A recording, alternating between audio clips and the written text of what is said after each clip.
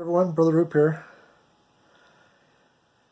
The Apostle Luke, very smart man, a medical doctor, one of the followers of Jesus, one of his apostles.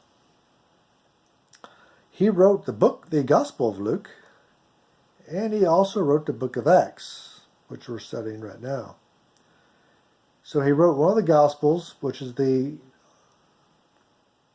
ministry of Jesus Christ, for 3.5 years. He wrote selected stories from Jesus' ministry, his death, crucifixion, and death, and he rose again.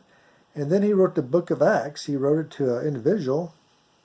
It's very common for people to say the book of Acts was written, it was a history of the early church, is what a lot of people say. But that's not really true. If there's a history of the early church, it's a very bad one, because Luke writes the book of Acts with the people he was associated with. The first half, he followed Peter around.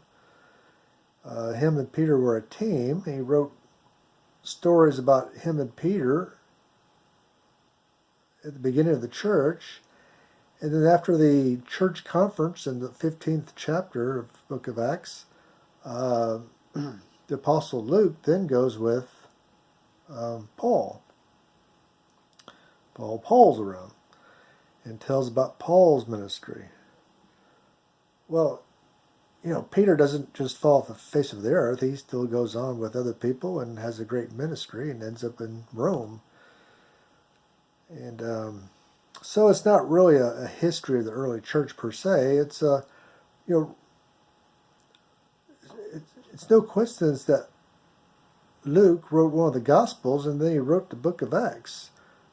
Luke wrote it to show the liberation that Jesus Christ gave to the people. The ministry of Jesus Christ, all the miracles, his death and resurrection,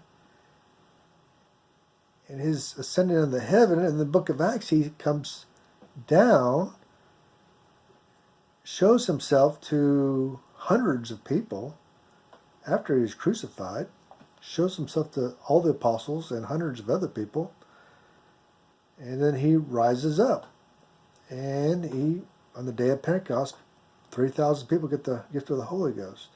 So Luke is showing the liberation of the people through the Spirit of Jesus Christ, which is the Holy Ghost. He writes the Gospels, and he shows the Gospels in action in the book of Acts.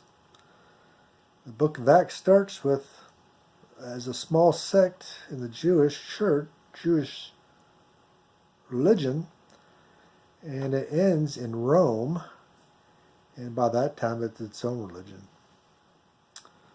So the book of Acts is a great example of a book of liberation of the people from formal religion.